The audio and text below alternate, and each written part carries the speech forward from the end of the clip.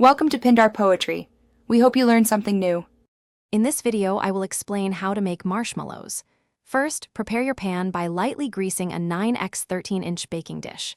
Then, dust it generously with powdered sugar to prevent sticking.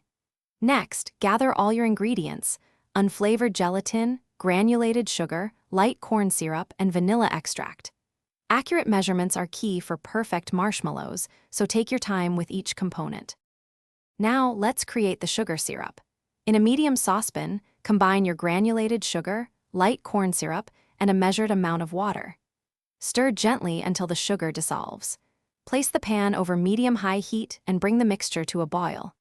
Insert a candy thermometer and continue cooking until the syrup reaches exactly 240 degrees Fahrenheit, which is the soft ball stage. While your syrup heats, bloom unflavored gelatin in cold water in a stand mixer bowl. Once the syrup reaches 240 degrees Fahrenheit, carefully and slowly pour the hot syrup into the gelatin mixture while the mixer runs on low speed. Increase to high and whip for about 12 minutes until the mixture is very thick, white, and fluffy. Once whipped, immediately pour the warm marshmallow mixture into your prepared 9x 13-inch pan. Spread it evenly with an offset spatula. Let the marshmallows set at room temperature for at least 4 hours, or preferably overnight.